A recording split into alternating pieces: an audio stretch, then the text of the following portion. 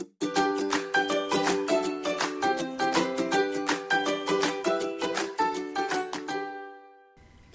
and welcome back, my name is Emily. Today we're going to create 2 birthday cards using a new stamp set from Trinity Stamps called Celebration. I cut all of my images out and stamped them out, and I am going to start coloring. I am using my Spectrum Noir markers to color in today, and I really like the result that I get with my Spectrum Noir markers. I have Copic markers in my stash as well, but I don't have all the colors, and I reach for my Spectrum Noir markers quite a lot. And if you are looking for an alternative markers to Copics, I think you should look into the Spectrum Noir markers. I am really happy with the results that I am getting when I'm using them.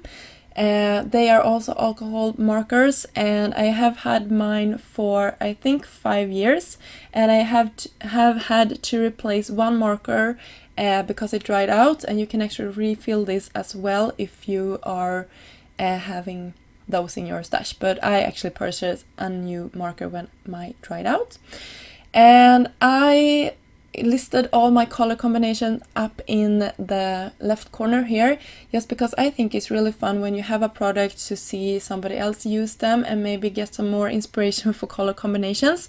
I see a lot of artists out there coloring with Copics, listing their color combinations, and I always wish that I were more using the Spectrum Noir markers so I could get some more inspiration. So I decided to list them here for you today.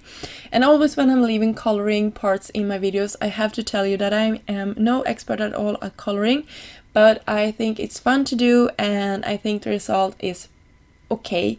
But you can always find better artists out there that are really great at just coloring, and you should really look for those if you want some more inspiration on the coloring part.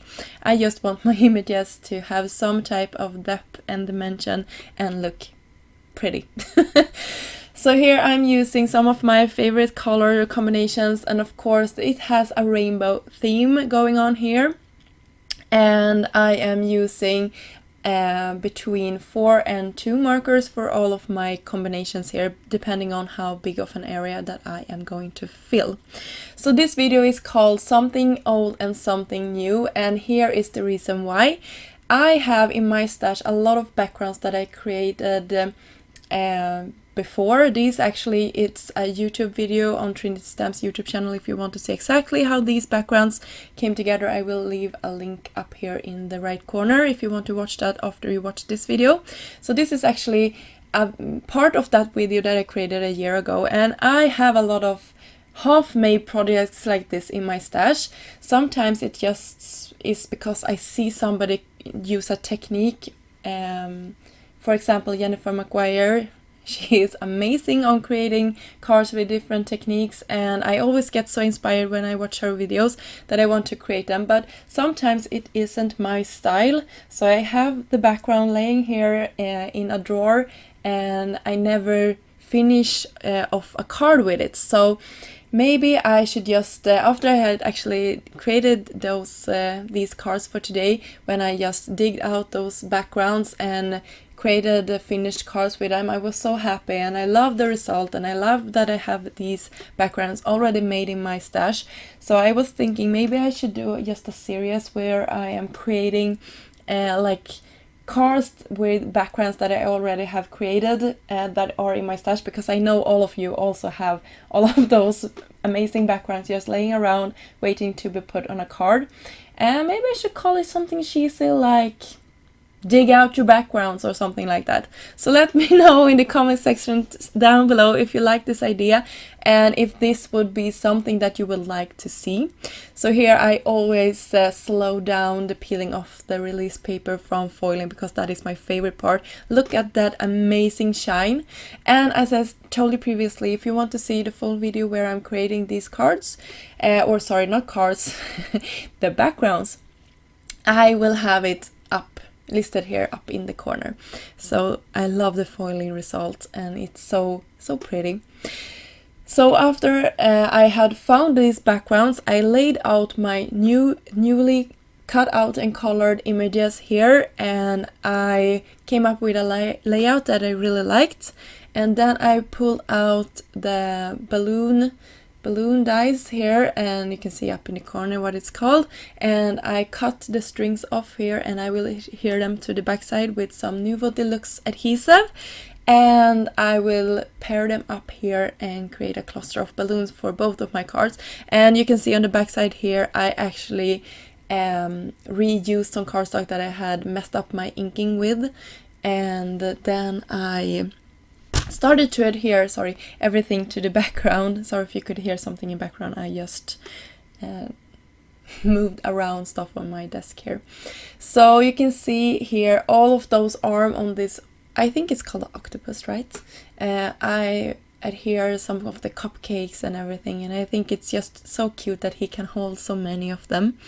And I will center him up off here, and I will put some foam adhesive to the backside of all of this, and then slightly or gently I should say press it down.